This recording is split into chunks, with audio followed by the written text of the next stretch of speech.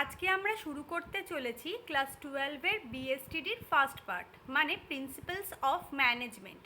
আজকে আমরা পড়ব বেসিক্স অফ ম্যানেজমেন্টের ফার্স্ট পার্ট। কিন্তু পড়া শুরুর আগে আমরা একবার দেখে নিই আমাদের সিলেবাসে কি আছে। আমাদের সিলেবাসে আছে ম্যানেজমেন্ট মানে তার concept, objectives and importance, management as science, art and profession, levels of management, management functions that is planning, organizing, staffing, directing and controlling, coordination, the characteristics and importance. এবারে আমরা দেখে নেব মার্কস ডিভিশন মানে এইচএসে আমাদের এখান থেকে কত মার্কসের কোয়েশ্চেন আসবে। দেখো তোমরা দেখতেই পাচ্ছ এখান থেকে আমাদের শুধু এমসিকিউ কোয়েশ্চেন আসবে 1 মার্কের। তাই জন্য আমাদের এখান থেকে কোনো এলএকিউ বা বড় প্রশ্ন পড়তে হবে না। চলো শুরু করি আজকে আমাদের টপিক মানে কনসেপ্ট অফ ম্যানেজমেন্ট। ম্যানেজমেন্টের কনসেপ্টকে আমরা সাধারণভাবে দুটি ভাগে ভাগ করতে পারি, traditional approach and modern approach. দেখে নিই ট্র্যাডিশনাল অ্যাপ্রোচ বলতে আমরা কি বুঝি। ট্র্যাডিশনাল অ্যাপ্রোচে ম্যানেজমেন্টকে ভাগ করা হচ্ছে ম্যানেজমেন্টি, অর্থাৎ ট্র্যাডিশনাল অ্যাপ্রোচে ম্যানেজমেন্ট বলতে আমরা বুঝবো managing men tactfully to get the things done, মানে কোনো মানুষকে বা মানুষদেরকে এমনভাবে পরিচালনা করা যাতে আমরা আমাদের যে প্রিডিটারমাইন্ড অবজেক্টিভ রয়েছে সেটাকে ফুলফিল করতে পারি। তার মানে এটা হচ্ছে art of getting things done through the personnel, মানে আমরা এটা এক রকমের কৌশল যার মাধ্যমে বিভিন্ন শ্রেণীর লোকদের দিয়ে কাজ করিয়ে নিতে পারবো। Manage the group of personnel in an organisation মানে আমরা একটা সোজা কথায় বলতে গেলে বলতে পারবো যে একটা অর্গানাইজেশনের ভেতর যে বিভিন্ন গোষ্ঠী থাকে ব্যক্তিবর্গের, তাদেরকে দিয়ে কাজ করিয়ে নেওয়ার ক্ষমতাই হলো একটা ম্যানেজমেন্ট। এবারে আমরা চলে যাব মডার্ন অ্যাপ্রোচে। মডার্ন অ্যাপ্রোচে আমরা বলবো যে শুধুমাত্র মানুষকে দিয়ে কাজ করিয়ে নিলেই হবে না, একটা মানুষ বা একটা গ্রুপ অফ পার্সোনেল যখন একটা এনভায়রনমেন্টের মধ্যে থাকবে এবং সেটা যদি প্রপার এনভায়রনমেন্ট হয় তাহলেই তারা সমস্ত কাজ সঠিকভাবে করতে পারবে যাতে অর্গানাইজেশন তাদের অবজেক্টিভটাকে ফুলফিল করতে পারে। তাই মডার্ন অ্যাপ্রোচ বলছে creating the internal environment of an enterprise where individuals working together in group toward the attainment of group goals. এর অবজেক্টিভটা কি? অবজেক্টিভটা হচ্ছে যে আমাদের প্রতিষ্ঠান যেটা প্রিডিটারমাইন্ড অবজেক্টিভ সেট করেছে সেটাকে ফুলফিল করা, কিন্তু তার জন্য শুধুমাত্র তো হিউম্যান রিসোর্স থাকলে চলবে না, কারণ হিউম্যান রিসোর্স সমস্ত কাজ করতে পারে না। তাই আমরা ম্যানেজমেন্ট বলতে মডার্ন অ্যাপ্রোচে বুঝি যে আমাদের অবজেক্টিভটাকে ফুলফিল করা both human and non human রিসোর্সকে কম্বাইন করে।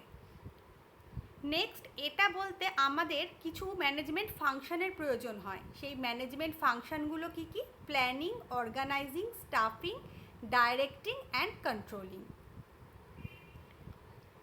এবারে আমরা চলে যাব ম্যানেজমেন্টের অবজেক্টিভগুলো কি সেগুলো জানতে। এখানে আমরা পড়া শুরুর আগে দেখব আমি শুধু কিছু পয়েন্টসই মেনশন করেছি, কারণ যেহেতু এটা তোমাদের এমসিকিউ সেই জন্য তোমাদের এখানে শুধুমাত্র পয়েন্টগুলো মনে রাখলেই চলবে, এখান থেকেই কিন্তু তুলে তুলে প্রশ্ন আসবে। চলো দেখে নিই পয়েন্টসগুলো কি কি। Getting the maximum result through minimum effort, মানে ব্যবস্থাপনার উদ্দেশ্য হচ্ছে একটা প্রতিষ্ঠানকে তার প্রিডিটারমাইন্ড অবজেক্টিভে পৌঁছে দেওয়া যাতে প্রতিষ্ঠানটা খুব কম এফর্ট দিয়ে তার থেকে ম্যাক্সিমাম রেজাল্ট পেতে পারে।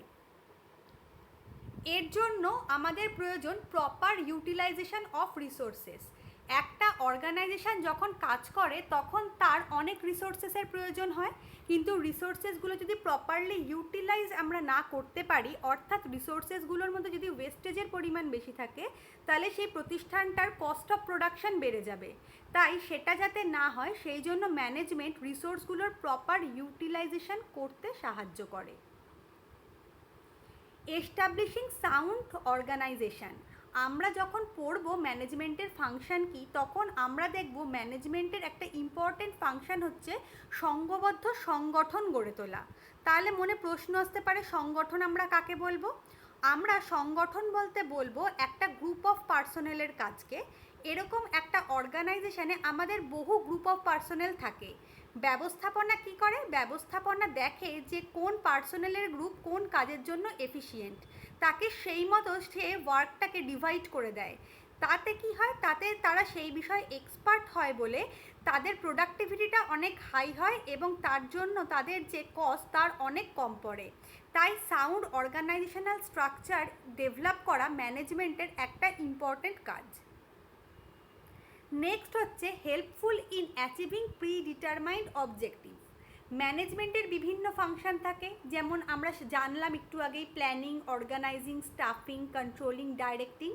এগুলো সমস্ত কিছু যদি একসাথে প্রপার ওয়েতে কাজ করে তাহলে ব্যবস্থাপনা প্রি ডিটারমাইন্ড অবজেক্টিভে অর্গানাইজেশনকে খুব সহজেই নিয়ে যেতে পারে। Securing maximum prosperity for employers and employees. আমরা ম্যানেজমেন্টের ফাংশন যখন পড়ব তখন আমরা দেখব ম্যানেজমেন্টের ইম্পর্টেন্ট ফাংশন হচ্ছে মোটিভেশন, অর্থাৎ অনুপ্রেরণা দেওয়া। তাহলে অনুপ্রেরণা যদি দেওয়া হয় এমপ্লয়িজদের, সেটা বিভিন্নভাবেই হতে পারে তার মধ্যে কোনো মানিটারি কনসিডারেশন আছে, হতে পারে তার মধ্যে কোনো মানিটারি কনসিডারেশন নেই। কিন্তু অনুপ্রাণিত যদি হয় এমপ্লয়িজরা, তাহলে সেক্ষেত্রে এমপ্লয়িজরা তাদের বেস্ট এফার্ট পুট করতে পারবে কোনো প্রোডাকশনের ক্ষেত্রে। আর সেটা যদি হয় তাহলে অর্গানাইজেশন নিজের প্রিডিটারমাইন্ড অবজেক্টিভ অ্যাচিভ করতে পারবে। জেনারেলি অর্গানাইজেশনের প্রিডিটারমাইন্ড অবজেক্টিভ হয় প্রফিট ম্যাক্সিমাইজ করা। তাহলে প্রফিট যদি কোনো অর্গানাইজেশন ম্যাক্সিমাইজ করতে পারে তাহলে এমপ্লয়ার আর এমপ্লয়ি দুটোরই ম্যাক্সিমাম প্রসপারিটি অ্যাটেন্ড করা সম্ভব। Improving productivity and efficiency of labour force. Modern কনসেপ্টে আমরা জেনেছিলাম যে ম্যানেজমেন্ট কিন্তু শুধুমাত্র মানুষকে দিয়ে কাজ করিয়ে নেওয়া নয়, মানুষকে এমন এনভায়রনমেন্টে তারা কাজ করতে সাহায্য করে যাতে কিন্তু তাদের প্রোডাক্টিভিটিটা ম্যাক্সিমাম হয়। কোনো লেবার যদি তার প্রপার এনভায়রনমেন্ট পায়, প্রপার মানিটারি বেনিফিট পায়, তাহলে কিন্তু তার প্রোডাক্টিভিটি অনেকাংশেই বাড়বে। আর প্রোডাক্টিভিটি বাড়ার সাথে সাথে কিন্তু তার এফিসিয়েন্সি লেভেলও হাই হতে থাকবে। নেক্সট হচ্ছে ইমপ্রুভিং ডিসিপ্লিন অ্যান্ড মোরাল। কিন্তু একটু মনে করো একটা প্রতিষ্ঠান চলছে, কোনো কর্মচারী সেখানে সকাল 10টায় আসছে, কেউ দুপুর 1টায় আসছে, কেউ বিকেল 4টায় আসছে, তাহলে কি অর্গানাইজেশনটা প্রপারলি রান করতে পারবে? পারবে না। তাহলে ম্যানেজমেন্টের কাজ কি? আমরা লেবারদের দিয়ে বা হিউম্যান রিসোর্সকে দিয়ে কাজ তো করাবো, কিন্তু তাদের প্রপার ডিসিপ্লিনড ওয়েতে কাজ করতে হবে। মানে ঠিক সময় কাজ শুরু করতে হবে, ঠিক সময় কাজ শেষ করতে হবে, মাঝখানে তাদের রেস্টের জন্য প্রপার টাইম অ্যালট করতে হবে, কিন্তু সেটা যেন কোনো মতেই আইডল টাইম না হয়ে যায়। একই সঙ্গে মনে করো কোনো এমপ্লয়িজ কোনো অর্গানাইজেশনে কাজ করছে, কিন্তু সে সেখান থেকে জিনিসপত্র চুরি করছে বা জিনিসকে মানে খারাপ মেটেরিয়াল দিয়ে কোনো জিনিসের প্রোডাকশন করছে, তাহলে কি আমাদের অর্গানাইজেশন প্রপারলি রান করবে? করবে না। তাই জন্য সেই এমপ্লয়িজদের দিয়ে কাজ করানোর সাথে সাথে তাদের মধ্যে মোরাল ডেভেলপমেন্ট করতে হবে। এটা তখনই সম্ভব যখন ম্যানেজমেন্ট প্রপারলি লেবারদেরকে এফিশিয়েন্টলি অর্গানাইজ করতে পারবে। নেক্সট হচ্ছে Writefull decision making.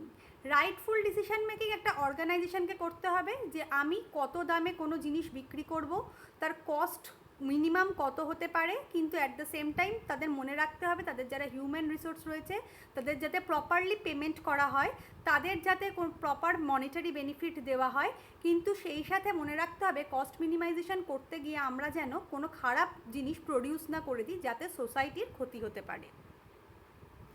Better life for human being. একটা ম্যানেজমেন্ট যদি প্রপারলি রান করে তাহলে সে অর্গানাইজেশনটাকেও প্রপারলি চালাতে পারবে, তার এমপ্লয়ি সবাইকেই প্রপারলি চালাতে পারবে। আমরা জানি আমাদের ইকোনমি তখনই ডেভেলপ করবে যখন তার পার ক্যাপিটা ইনকাম বাড়বে।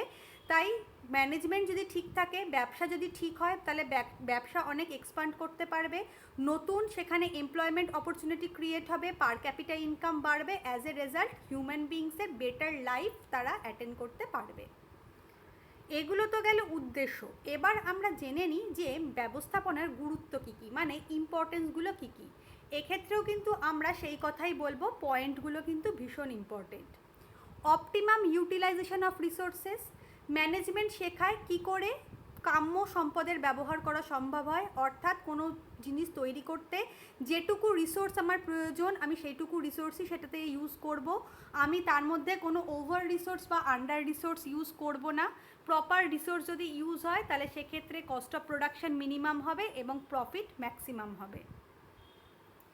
নেক্সট হচ্ছে maximum production at a minimum cost. ম্যানেজমেন্টের বিভিন্ন ফাংশান আছে আমরা জানি, সেই ফাংশানগুলোর প্রত্যেকটাই আমাদের যারা হিউম্যান রিসোর্স আছে তাদের প্রোডাক্টিভিটি এবং এফিসিয়েন্সি ইনক্রিজ করতে সাহায্য করে। প্রোডাক্টিভিটি আর এফিসিয়েন্সি যত বেশি ইনক্রিজ হবে এবং রিসোর্স প্রপারলি ইউজড হবে তত কিন্তু আমরা ম্যাক্সিমাম প্রোডাকশন করতে পারবো মিনিমাম কস্ট দিয়ে। Achievement of the group objective, আমরা জানি একটা কারখানায় একটা কোনো শ্রমিককে দিয়ে পুরো কাজ করিয়ে নেওয়া সম্ভব না, তাই আমরা সমস্ত কাজকে বিভিন্ন ছোট ছোট ভাগে ভাগ করে দিই এবং প্রত্যেকটা ভাগের দায়িত্ব এক একজনের ওপর দিই। ম্যানেজমেন্টের একটা ইম্পর্টেন্ট ফাংশন হচ্ছে কোঅর্ডিনেশন। সেই কোঅর্ডিনেশন কার মধ্যে করতে হবে? বিভিন্ন গ্রুপের মধ্যে। শুধু তাই নয়, প্রত্যেকটা গ্রুপের আন্ডারে যতজন এমপ্লয়ি রয়েছে তাদেরও প্রত্যেকটা কাজের মধ্যে কোঅর্ডিনেশন করতে হবে। যদি সেটা করতে পারি তাহলেই কিন্তু অর্গানাইজেশনটা ঠিকভাবে এগোবে। সাউন্ড অর্গানাইজেশনাল স্ট্রাকচার, এই যে আমি বললাম যে প্রত্যেকটা কাজকে আমরা গ্রুপের মধ্যে ভাগ করে দেব, এই গ্রুপের মধ্যে যে ভাগ করে দেওয়ার কাজ সেটাই কিন্তু অর্গানাইজিংয়ের ফাংশান। তাহলে এই অর্গানাইজিংটা যত আমরা এফিশিয়েন্টলি করতে পারবো, যত ছোট গ্রুপ করতে পারবো, কিন্তু এতটাও ছোট নয় যে তাদের কোঅর্ডিনেট করতে আমাদের অসুবিধা হয়, মানে অর্গানাইজেশনাল স্ট্রাকচারটা যত সাউন্ড হবে অর্গানাইজেশনটা কিন্তু তত প্রপারলি রান করতে পারবে। এফিশিয়েন্ট রানিং অফ বিজনেস, যেটা বারবারই বলে আসছি যে অপটিমাম ইউটিলাইজেশন অফ রিসোর্সেস যদি হয়, যদি ম্যাক্সিমাম প্রোডাকশান মিনিমাম কস্টে অ্যাচিভ করা সম্ভব হয়, যদি গ্রুপ অবজেক্টিভ ফুলফিল করা সম্ভব হয়, যদি অর্গানাইজেশন স্ট্রাকচারটা ঠিক হয়, তাহলে কিন্তু অর্গানাইজেশন খুব সহজেই নিজের অবজেক্টিভটাকে অ্যাটেন্ড করতে পারবে। তার মানে বিজনেসটা কিন্তু অনেক এফিশিয়েন্টলি রান করতে পারবে। Generation of the employment opportunities, organisation যত এফিশিয়েন্টলি রান করবে তত অর্গানাইজেশানের প্রোডাক্টিভিটি বাড়বে। প্রোডাক্টিভিটি বাড়লে আমরা সহজেই ধরে নিতে পারি যে তার রেট অফ প্রফিট বাড়বে। তাহলে প্রফিট যত বাড়বে তত অর্গানাইজেশানটা এক্সপান্ড করতে পারবে। আগে যেটা একটা জায়গায় সীমাবদ্ধ ছিল এখন সেটা অনেক জায়গায় ছড়িয়ে যেতে পারবে। যত নতুন নতুন জায়গায় আমরা নতুন বিজনেস খুলবো সেখানে আমাদের কাজ করার জন্য লোকের প্রয়োজন হবে, এমপ্লয়ারের প্রয়োজন হবে। তাহলে সেক্ষেত্রে এমপ্লয়ার এমপ্লয়িজ দুজনের যে নেসেসিটি সেটা বাড়বে, তার মানে আমরা অনেক এমপ্লয়মেন্ট অপরচুনিটি কিন্তু ক্রিয়েট করতে পারবো। ইনক্রিজ ইন প্রফিট, আমাদের একটা প্রতিষ্ঠান থেকে আমরা যত প্রফিট আর্ন করতে পারবো, আমাদের যদি একের বেশি সেই প্রতিষ্ঠানের শাখা থাকে বা ব্রাঞ্চেস থাকে তাহলে সেক্ষেত্রে কিন্তু আমাদের প্রফিটের রেটটাও অনেক হাই হবে। শুধু তাই নয়, যদি একটা ছোট অর্গানাইজেশন থাকে এবং তার ম্যানেজমেন্ট যদি খুব স্ট্রং হয় তাহলে সেই ছোট অর্গানাইজেশনও কিন্তু অনেক বেশি প্রফিট আর্ন করতে পারবে তার সিমিলার বাকি সমস্ত অর্গানাইজেশনের থেকে। তাই ম্যানেজমেন্ট খুব ইম্পর্ট্যান্ট ভূমিকা পালন করে প্রফিট ইনক্রিজ করবার জন্য। Next, improving standard of living, এটাও আমরা আগেই আলোচনা করেছিলাম যে যত অর্গানাইজেশান এক্সপান্ড করবে, যত তার প্রোডাক্টিভিটি বাড়বে, যত এমপ্লয়মেন্ট বাড়বে, তত পার ক্যাপিটা ইনকাম বাড়বে, দেশের ইকোনমি অনেক স্ট্রং হবে। শুধু তাই নয়, এমপ্লয়ার এমপ্লয়ি প্রত্যেকেই নিজের মানিটারি কনসিডারেশনটা ঠিকঠাক সময়ে পাবে, বোনাস পাবে। অ্যাজ এ রেজাল্ট তাদের কিন্তু স্ট্যান্ডার্ড অফ লিভিংটা অনেক হাই হয়ে যাবে। ইনোভেশন অ্যান্ড এক্সপানশন, আমরা যত ম্যানেজমেন্ট বা ব্যবস্থাপনাকে ঠিকঠাক মতন চালাতে পারবো তত আমরা প্রোডাক্ট ডাইভার্সিফিকেশনের দিকে যেতে পারবো। প্রোডাক্ট ডাইভার্সিফিকেশন করতে আমাদের ইনোভেশনের দরকার হবে। ইনোভেশনের জন্যও যদি আমরা ইনোভেশনেরও আমাদের দরকার হয় তাহলে ভেবে দেখো সেই জন্যও কিন্তু আমাদের এমপ্লয়মেন্ট অপরচুনিটিকে আমরা বাড়াতে পারবো।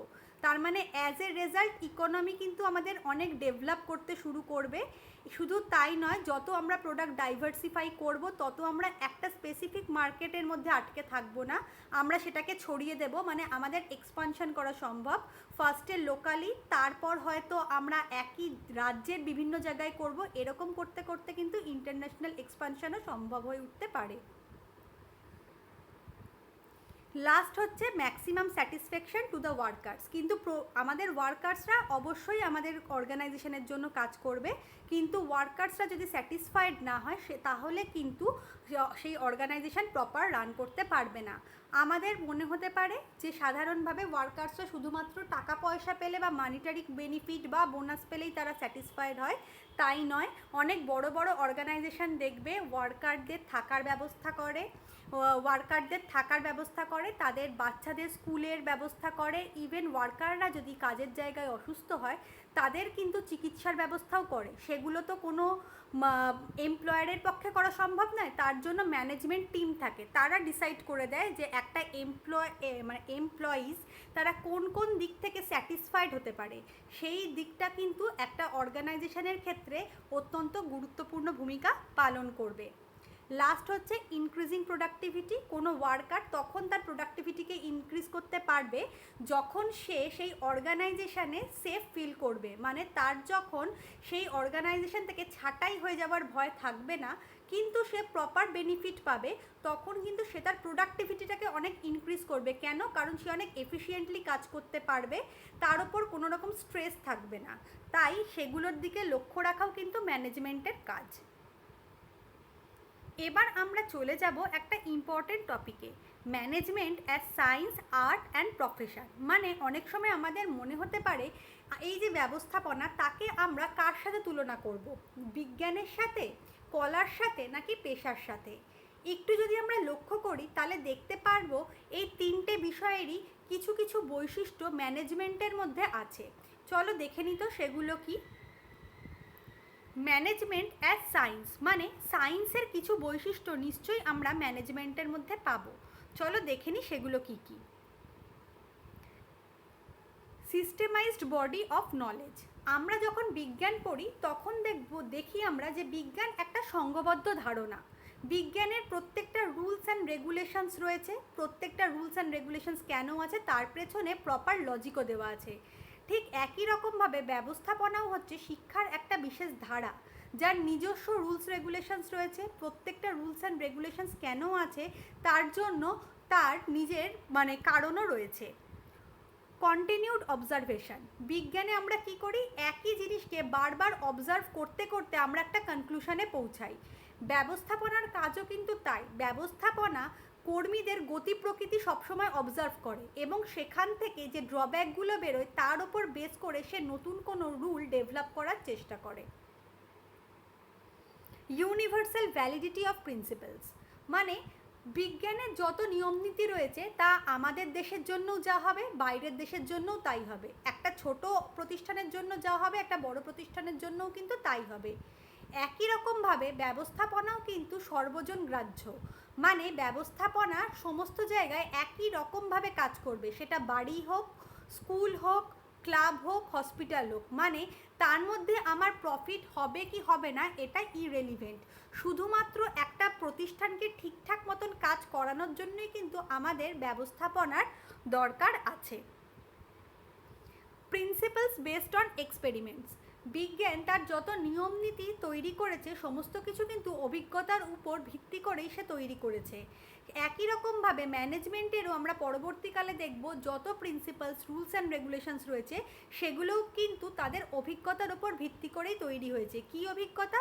যে কি করে একটা মানুষ বা একাধিক মানুষকে দিয়ে সঠিক সময় কাজ করিয়ে নেওয়া যায়। তার জন্য অনেক সময় আমাদের অনেক ড্রব্যাকস বেরোয় বা অনেক কিছু আমরা বুঝতে পারি যেগুলো হলে তারা অনেক এফিশিয়েন্টলি কাজ করতে পারবে। পরবর্তীকালে দেখবে ম্যানেজমেন্টের নীতিগুলো তার উপরে নির্ভর করেই কিন্তু গড়ে উঠেছে। Management as art. এবার আমরা দেখব কলার সাথে ব্যবস্থাপনার কোনো সাদৃশ্য আছে কিনা। Practical knowledge. কলা কোনো জিনিসেই বইভিত্তিক জ্ঞানে বিশ্বাস করে না, ঠিক একই রকমভাবে ব্যবস্থাপনাও কোনো বই রিলেটেড জ্ঞানে বিশ্বাস করে না। ব্যবস্থাপনার সমস্ত কিছুই তাদের নিজেদের উপলব্ধির মাধ্যমে তৈরি করা হয়। Personal skill. আমরা জানি কলা বা আর্টের ক্ষেত্রে সেটা তখনই এফিশিয়েন্ট হবে যদি যে ব্যক্তি সেই কাজে যুক্ত তার পার্সোনাল স্কিলটা অনেক বেশি ইমপ্রুভড হয়। তাহলে একই রকমভাবে বিভিন্ন অর্গানাইজেশনের ম্যানেজমেন্ট মানেও কিন্তু একটা গ্রুপ অফ পার্সোনেল। তাহলে কোনো অর্গানাইজেশনের ম্যানেজমেন্ট ডেভেলপ করবে কি করবে না সেটা কিন্তু সেই মানুষগুলোর পার্সোনাল স্কিলের ওপরেই নির্ভর করবে। Result oriented approach. আর্টের ক্ষেত্রে কি করা হয়, কলার ক্ষেত্রে মনে করো কোনো একটা কাজ করা হলো, তাহলে সেই কলার মাধ্যমে আমরা যে কাজটা করলাম তার রেজাল্ট আমরা যখন পাবো তার ওপর ভিত্তি করে আমরা পরের হিসাবে পৌঁছাবো। ঠিক একই রকমভাবে ম্যানেজমেন্টও কিন্তু রেজাল্ট ওরিয়েন্টেড অ্যাপ্রোচ। ম্যানেজমেন্ট প্রথমে দেখে কোনো একটা বিশেষ নীতি প্রয়োগ করে তার রেজাল্ট কি হচ্ছে, যদি রেজাল্ট ঠিক হয় তাহলে সেই নীতিটাই কার্যকর থাকে, কিন্তু যদি আমরা অন্য কোনো রেজাল্ট পাই তখন কিন্তু ম্যানেজমেন্টের প্রিন্সিপালও চেঞ্জ হয়ে যায়। And lastly creativity. আমরা সবসময় জানি কলা সবসময় নির্ভর করে একটা মানুষের ক্রিয়েটিভ স্কিলের উপর, তাই ম্যানেজমেন্টটাও নির্ভর করবে মানুষের ক্রিয়েটিভ স্কিলের উপর, কারণ কোন মানুষকে কোন মেথডে কাজ করানো সম্ভব সেটা কিন্তু অবশ্যই সেই ম্যানেজমেন্টের ক্রিয়েটিভিটির উপরেই ডিপেন্ড করে থাকে। তাই আমরা সবশেষে বলতে পারি management as both science and art. কেন? কারণগুলো আমরা আগেরটাতেই দেখলাম, কারণ ম্যানেজমেন্টের মধ্যে সায়েন্স আর আর্ট দুটোরই কিছু কিছু ফিচার বর্তমান রয়েছে বা কিছু কিছুর বৈশিষ্ট্য বর্তমান রয়েছে। তারা কমপ্লিমেন্টারি টু ইচ আদার, মানে একজনকে ছেড়ে আর একজন কিন্তু থাকতে পারবে না। মানে একটা আর্ট বা কলা সবসময় নির্ভর করবে কিছু জ্ঞানের ওপর, সেই জ্ঞান কোথা থেকে ডেভেলপ হবে, তাদের এক্সপেরিমেন্টের থেকে, সুতরাং সেটা সায়েন্স। আবার আর্টের মাধ্যমে আমরা যখন কোনো রেজাল্টে পৌঁছাবো তখন আমরা বুঝতে পারবো যে নিয়মটা আবার যে রুলটা আমরা অ্যাপ্লাই করেছিলাম সেটা আদৌ কি এই অর্গানাইজেশনের জন্য কার্যকর নাকি কার্যকর নয়।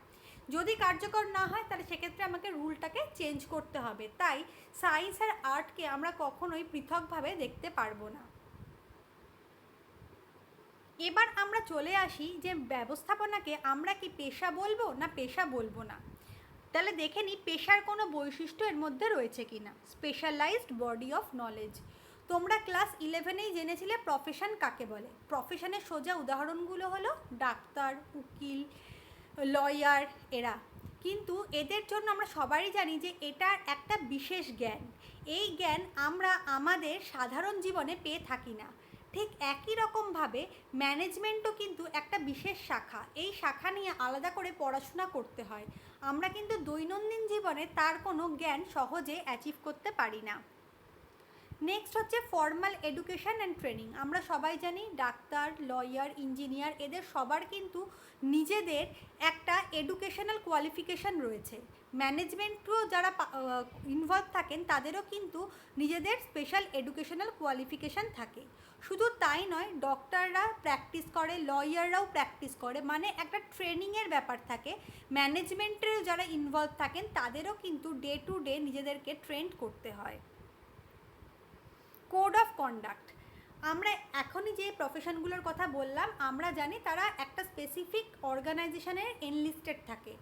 সেই এনলিস্টেডগুলো কোন কোনগুলো, মনে করো কেউ চার্টার্ড অ্যাকাউন্টেন্ট, তিনি চার্টার্ড অ্যাকাউন্টেন্ট ইনস্টিটিউটে অবশ্যই এনলিস্টেড থাকবেন, তাহলে চার্টার্ড অ্যাকাউন্টেন্ট ইনস্টিটিউটের নির্দিষ্ট কিছু রুলস অ্যান্ড রেগুলেশনস থাকবে, মানে তার কোড অফ কন্ডাক্ট থাকবে।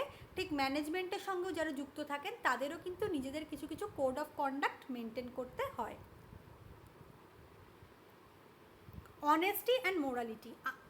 প্রফেশনটা কি এক রকমের সেবা, তাই তো? তাহলে আমরা জানি যে আমরা যখন কোনো ডক্টরের কাছে যাই বা কোনো লয়ারের কাছে যাই আমরা ধরে নিই তারা অনেস্ট এবং তারা আমাদেরকে যেভাবে সেবা প্রদান করছেন তাদের মধ্যে মানে সততা রয়েছে কোনো এবং নৈতিকতাও রয়েছে, কোনো কারচুপি নেই।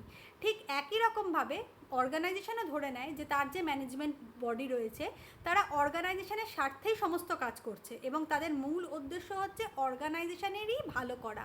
তাই আমরা দেখছি এক্ষেত্রেও কিন্তু পেশার সাথে এর যথেষ্ট সাদৃশ্য রয়েছে। নেক্সট হচ্ছে সার্ভিস মোটিভ। সার্ভিস মোটিভ মানে কি, মানে সেবা প্রদান করা, যেটা আমি এতক্ষণ বললাম যে ডাক্তার বলো, উকিল বলো, ইঞ্জিনিয়ার বলো, সবাই কিন্তু তার যারা কাস্টমার থাকে তাদের সেবা প্রদান করে থাকে।